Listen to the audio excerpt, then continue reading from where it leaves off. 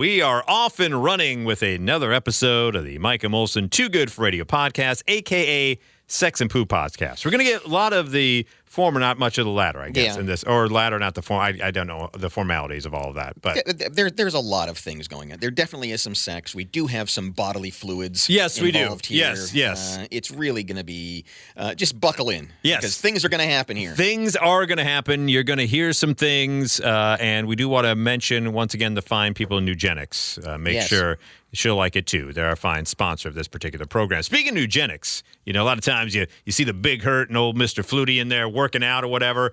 And apparently, it's not because they want to stay in shape. According to new research, a decent amount of people are working out so they can have the better sex. Oh, okay. In fact, what they That's found... supposed to be good for your sex? I guess so. Yeah, what they found is 20% of people doing cardio, all right, are specifically doing it to improve their sexual stamina. So if you're going to the gym, if you're listening right now to us while you're on a cardio machine and there's a row of them, 1 out of 5 people are doing it to try to get some extra stamina on the doing it. Huh. So there is that aspect of it, while a third of those doing squats or lower bodies or seeing someone doing a plank or something, they're doing it for the sex as well. 1 in 3 focus on lower body workouts, planks, or Kegels to get that extra sexual stamina going on here. So it's not to feel better about themselves or be in more shape to get people to be like, oh, that guy's in shape or that lady's in shape, I would like to have sex with them. It's just for the sexual stamina of it all. This sounds like some really intense sex. That you need to work. It's like some crazy kind of CrossFit sex they're doing. They're flipping tires in the bedroom. Yeah, that's what I'm picturing. They got almonds on the side, like on the bedside table. Got to get them almonds. Got to recharge. Got my CrossFit sex going on. Just taking spoonfuls of protein powder. Yeah, Come on, baby. Next in the sex CrossFit games, the CrossFit sex games. Gonna flip you around. They also say 4 in 10 perform stretching exercises to improve their flexibility during sex. You do have to limber up a little bit. You don't want to cramp up. Yeah, you do have to limber up. There's nothing that breaks the romance more than getting a Charlie horse. You're in the middle of the thrust, like, my back. Yeah. Those aren't moans of passion. That's just moans of me going, oh, God, I hurt myself. Give me a banana. 1 in 5. Throw some more protein powder on that banana. I need some potassium. 1 in 5 double down on downward dog with yoga or Pilates to help with things. And they say regular exercise has been scientifically proven to lead to increased testosterone, much like Nugenics, which adds extra fuel. And for women, it adds the release of an enzyme linked to increased blood flow to the genitalia and sexual arousal. So working out is good for the old sexing. But you're right. What kind of sex are you having to where you're like, God, I was terrible last night. You know what I need to do? I need to go hit the gym, flip some tires, get on the cardio, stretch out a little bit, and I'll show her next time or I'll show him. You just said something that gets said a lot, and it couldn't be less sexy. But you always hear a reference to increased blood flow to the genitalia. Yeah. Which does, when you really, it's like, that sounds... You turned on by terrible. that? Turned on? Yeah. You know how you're turned on? You got increased blood flow to your genitalia. Yeah. I mean, I understand that that's what's got to happen, but saying it out loud it really just kind of kills it, doesn't it? I want you to use that at some point when you are in the throes of passion and be like, yeah, do you feel that increased blood flow to your genitalia? You roll over. You roll over and tap your wife on the shoulders. Honey. I'm having increased blood flow in my genitalia. You ready to go? You want to do this? Come on. You want to do this? No. Not again. I'm not having increased blood flow to my genitalia. In fact, go to sleep. In fact, you saying that has decreased my blood flow everywhere. I've got a meeting in the morning. No, quit it with your increased blood flow, Nugenics. I don't want any more big hurt. I do not like it, too, with your increased blood flow to the genitalia. Can you overdo it? You can overdo it. Apparently, there are people who have completely overdone it, and they want sex so much they just can't wait. We take you down to St. Louis County, Missouri. Oh, no, that's too close to us. Close. That is way too close to us. A man has been accused of having sex with a train seat on the Metrolink. What's that? I said he had sex with the seat on the Metrolink train down in St. Louis. There is so much wrong with that. First of all, why are you getting increased blood flow to your genitalia from a seat cushion? And secondly, How do you know how many other people's seats? Unless that's a thing, unless that's the kink of I know what other butts have been on there, and I just want to. Oh God, this seat cushion is really getting me going. It says clearly on the Nugenix bottle, don't overdose on this, or you might find yourself in St. Louis. Just ask Doug Flutie about his one time on a train. St. Louis County prosecutors charged 38-year-old D'Angelo Antoine Covington with first-degree sexual misconduct. Against whom, though? Well, because he's just the conduct. I mean, against the citizens. Someone had to have seen that, so no one needs to watch you have sex with a cushion or a seat. Even when the hormones are raging at their highest level ever, as a younger person. Never in a million years did I go, you know what? That couch looks pretty sexy right now. Yeah. According to the police report. Probable cause statement, the Metrolink driver parked the train at the airport and stepped off for a few minutes. When he got back, Covington was on the train having sex with the seat. That poor SOB who's just minding their own business, driving the train. And next thing you know, this guy's humping the seat. The driver continued on the route, and the defendant continued his activity. Wait, you didn't call the cops then? You just continued on? I don't know if you want to interrupt this guy while he's doing that. That's true. And you know what? The flight's not going to wait. You're not going to go to the gate and be like... And what can you do? They're going to... Yeah. You just let him go? I can't remember if the Metrolink ends at the airport and then you turn around and go back downtown or not. Right. But the police said that he was arrested Wednesday night for assaulting a nurse at the jail. No. And then he got released. 1 week later, he's on this train screwing one of the seats. Just taking it to Pound Town. Yeah. Missouri law does not offer very severe ranges of punishment for unwanted sexual conduct that involves no physical contact or the touch of an adult outside of the clothing. That said, we have video evidence of this new alleged misconduct and is intended to hold the defendant fully accountable. Video evidence. There you go, ladies and gentlemen. Can you imagine just trying to catch a flight? Yeah. You're trying to get a red eye to wherever, and you get on the Metrolink, and there's Mr. Covington there just going to town on the seat. Like, you just go, can I get a different train? But that last bit there is exactly what I was talking about. So he's been charged with first-degree felony misconduct, sexual misconduct, against whom? And that's what they're trying to figure out. DA is saying. It's like we don't really have a law against having sex with a seat.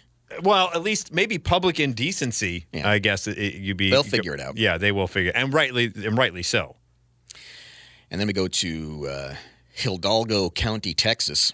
Oh, boy. Where a guy was arrested several times for having sex with horses. Good Lord, what do you do? That's not something that should happen several times. Yeah. That's something you get arrested once and you go away for a long time. He was arrested again on Wednesday for bestiality. Oh, God. He was arrested by the Texas... Who's worse? I'd rather take the guy humping a seat. Oh, yeah. No, that's... The cushion guy seems way better than this guy. Oh, yeah, absolutely. Absolutely.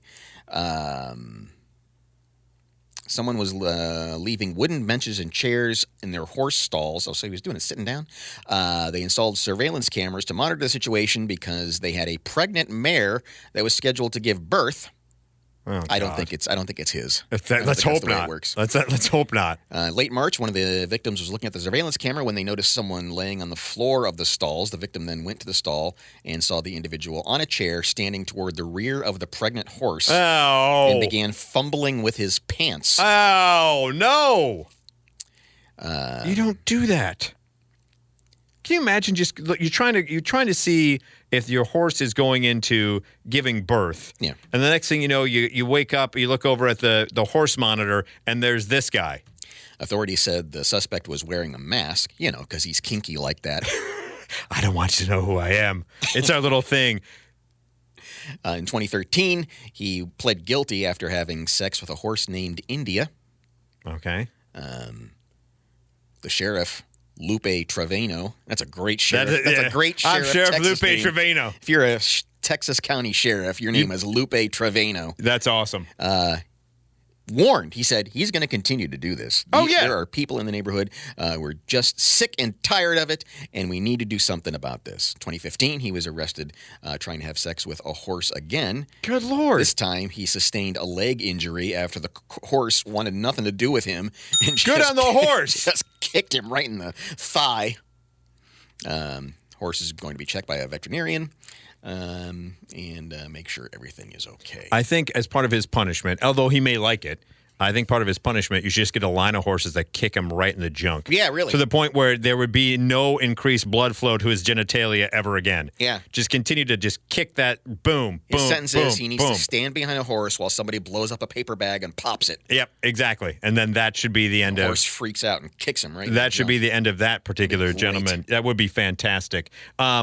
There is a list here I found of the top music genres across sex playlists.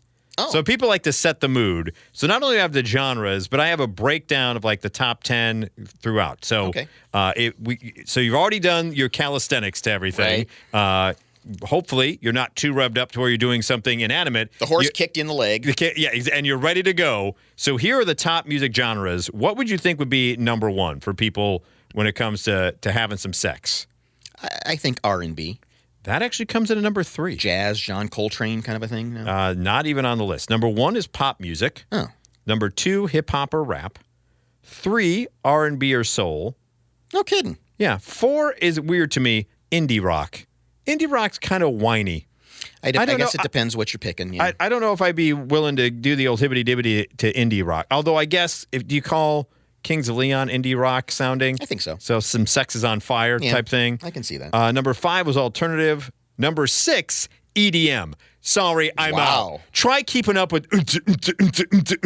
No kidding. No thank you to that. EDM is pretty chaotic, too. Yeah. I mean, like, do you wait for the breakdown and then really kind of speed it back up again, I guess? That's a little dizzying to me. Heavy metal comes in at number 7. Mm-hmm. And then number 8 is classic rock. I wonder if it sounds like some of those on the list... This is from Zip Health, by the way. Are not to set the mood, but maybe to mask the sounds. Yeah, I can see that, having Slipknot in the background to make sure that no one kind of questions what you're doing. If you're living in an apartment or you got roommates or something, sometimes you got to. You know what? The EDM makes sense because when we first moved here, the townhouse we lived in next door, there was always house music or EDM played very loud at certain times. And we're like, oh, come on. And then one time they didn't turn the EDM on. And it's like, turn back on the EDM. Yeah. Like, thank you in advance. I would rather hear that than what you're doing right now. Yeah, I was staying in an Airbnb last week. And the TV, there was nothing. It didn't really pick up anything. So I was just sitting there reading a book or something. And it was a duplex. And sure enough, and it was like 3:30 in the afternoon or something on a weekday. Skyrock is in flight. Yeah. No, they didn't have any music playing, but you could just hear squeaker, squeaker, squeaker, squeaker, squeaker, squeaker, squeaker, squeaker, squeaker. Just the unmistakable sound of a squeaking bed. Yes. And it wasn't just a kid jumping on it because you could just tell by the rhythm. It was feel the rhythm, feel the rhyme. Well, the average song characteristics, by the way, with Zip Health, tempo was 122 beats per minute. All right. Guess what the duration was? Oh, of the mix? No, of the across the sex playlist of the songs. Oh, the songs. I'm going to say about 9 minutes. 3 minutes and 37 seconds. No kidding. Wow. Yeah. When they break it down by the top 10 songs across all sex playlists, number 1 was Super Freaky Girl from Nicki Minaj. Then you had the next 3 are all The Weeknd. The Hills, Often, and Call Out My Name. Okay. Go 2, 3, 4. Then at number 5, Closer by 9 Inch Nails. Doesn't that seem a little too on the nose? Really? That song came out in 94. That song's 30 years old. We have not changed from I want you like an animal. I actually had a guy in my first job when I was on a rock station calling in and request that because it gets my girl going. And I'm like, well, then buy the CD. Why are you calling me? Yeah. The CD was like $12. If it gets her going that much, why are you calling me to need me to play it for you? Coming up next, we got the 5-day forecast, play a few commercials, and then Steve will get to have sex. Yes, exactly, because I'm going to play 9 Inch Nails. the fact that that's in the top 5 really kind of bugs me. The Weeknd also at number 7. So The Weeknd has 4 of the top 10. He's some sexy man because he's number 1. Down music. He's the number 1 artist. I can see is the old Weeknd. Number 2, Kanye West. Number 3, the Deftones, which is kind of crazy. And then as far as per genre, they have The Weeknd's number 1 for pop music. Number 2 is Lana Del Rey. Is that someone you really want to have sex to? She seems pretty dark and mysterious, Lana Del Rey. Yeah, I mean. And then Rihanna comes in at number 3. So there you go. That's just some of the numbers there. And in heavy metal, Deftones, Slipknot, and System of a Down round up that top 3 for the old sex music. I don't know if I could. I love System of a Down, but I don't know if Chop Suey is something I want to get down to. Yeah, there's that fine line between it's setting the mood, but then it becomes distracting. Yes. Or you like with The Weeknd, you start singing along. There was nothing worse. I'm not going to lie to you. Quick, an aside here. Back in college, living in a townhome, I was nice enough to have music on there because I didn't want to broadcast, but you kind of were when you were playing the music. Yeah. May I never recommend the Ben Folds 5 album or Bricks on? Things went longer than I anticipated, and there's nothing worse that will stop genital blood flow than a song about that in the middle off for an abortion. Yeah, exactly. You immediately go, you know what? I'm good. Let's just hit skip. This just got real. Yeah, let's just hit skip and move on, shall we? Moving on here in the Mike and Molson Too Good for Radio podcast, there's an interesting way to get with a lady, I guess. How do you meet women? How do you just, and here we are, 2024. It seems like the pendulum is swinging back around to more in-person meetings, though, than through dating apps. And that's been the problem for so many years. It's like, you go to work and then you're not at work. And so it's like, where do you meet somebody? Well, then out at a bar is always difficult to approach someone you don't know because it's not like a Brazilian steakhouse where you have the green light or the red light type situation. I'd like to introduce you to 31-year-old Malaysian Tan John Ho. Okay, what does he have? He says he wanted to talk to women. Okay. So he hatched a plan to soil their clothes with a mixture of his urine and flour. Why? A goopy urine paste? And spray it at him. What? So that he would have an opportunity to break the ice. Or get smacked. Who wants urine and flour on their clothes? Here's the way he went about this. Why I'm intrigued, I have no idea, but why he thought this was going to work. Yeah. He would apparently stand like on an overpass, a walkway or something, while women would walk under. And so they would think that a bird just crapped on him. That was the idea. How many different concoctions did he go through to get till he find the right consistency of maybe bird poop? Apparently, he followed this 26-year-old woman as she was going up an escalator. He then squirted the mixture, which he had earlier mixed in a small. You can't say squirted the mixture. He had mixed it in a small plastic bottle as she was walking along a nearby overhead bridge. Instead of stopping to talk to the woman after that, he walked past her. She initially thought that the mixture was bird droppings due to its smell. Ow! And then so she starts to try to wipe it off with a tissue paper. And hydrate, bro. You don't want smelly pee. Yeah. The accused intended Great rapper, by the way. The accused intended to squirt the mixture on the clothes of ladies, especially young ladies wearing dark-colored bottoms, and then alerted them, "Hey, you got something on your dark-colored bottoms." That's horrible. None of that works. You can't then accentuate you're looking at their butts or on their bottoms. He wanted to create opportunities for him to talk to the ladies. He admitted he had done the same to 2 other unknown victims. He had also prepared red dye at home, which he intended to mix into the liquid. Yeah. To make it even more horrifying. Yeah. Court documents did not state how the authorities managed to track him down before he was caught, but he is currently being held. God, thank God. Good Lord. People are just weird. Knock it off, people. Mm-hmm. Knock it off. One of the things you want people to stop doing is climbing mountains. And apparently over in Japan, they feel the same way, which is why workers have finished setting up an entrance gate for a trail on Mount Fuji. Oh, a gate. Yeah, they're getting ready to start the climbing season, and it's intended to regulate the number of hikers who visit the mountain. So, we got the people going up Everest, right? Exactly. And you see the traffic jam. Japan says, we don't want any part of that. The gate has been set up on a trail about halfway up the mountain. Reckless climbing has been a problem on the trail because people go up there and then they get stuck and everything. No, they don't. And they realize there's nothing up there. Right. Some trekkers climb Mount Fuji at night without taking a rest in mountain huts, while others have set up tents on the trail, creating a nuisance for fellow hikers. Yeah. So starting July 1st, they're going to limit the daily number of climbers able to use the route to 4,000, and they're going to close the gate between 4 p.m. and 3 a.m. So you're going to open up at 4, and you got till 4 p.m. to get up and down, whatever you do, and then we're going to get out of there. Shut the gate down. Whatever happened to, you go to a national park like Yosemite or something, there are places you can go, and there are places you can't go. There are some things you just look at. Correct. And that's what they're for. They're just for looking at. You don't need to experience them by going all the way up there. And why can't we do that with mountains and just say, no, this is a looking at mountain? I think you're onto something. Yeah. I definitely think you're onto something. You just recently visited Colorado. You just looked at the mountains. They look cool. Yeah, you don't walk around. You didn't have to go up there. In fact, I was. I drove up this windy road to get to a peak, and when I pulled over to stop, there were fences saying, "All right, this is it. This is as far as you can go." And you go, "Thank you. Can't go traipsing around here." Yeah, idiots.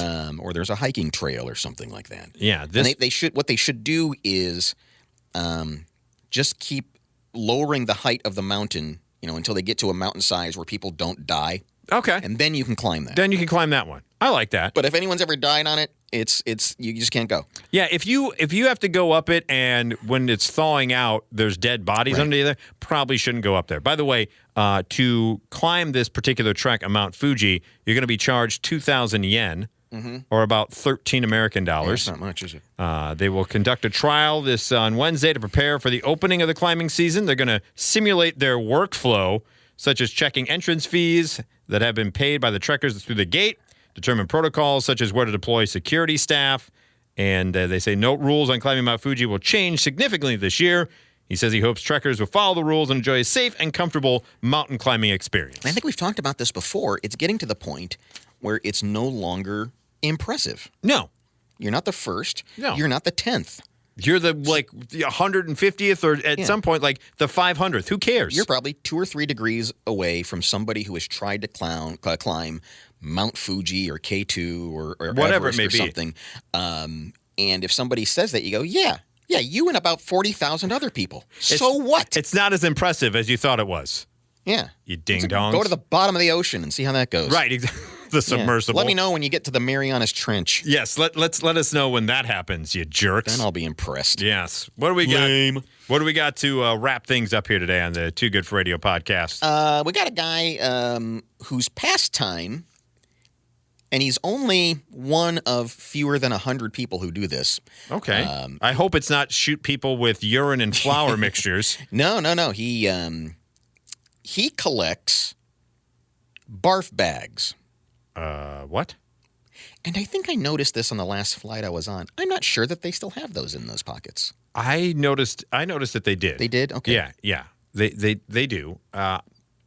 It's just airplanes though, right? I mean, I guess certain maybe amusement park rides have barf bags too. He just takes them and says, I have a collection. How does he know where they're from? The people who collect these are taking part in what's called The Last Barf Bag, a new campaign by Dramamine to collect this most necessary inventions. And there's going to be a 13-minute documentary and a barf bag exhibit in New York. Do we need 13 minutes on barf bags? I mean, I don't know if we need 27 minutes of this podcast, but I don't think we need 13 minutes on barf bags. Currently, in hidden corners of the internet, barf bags are being purchased and traded in a commerce site as foreign to most people as the phrase, I collect barf bags. If someone says that to you, what do you then in turn respond? If they're like, hey, you want to see my collection of barf bags? Nope.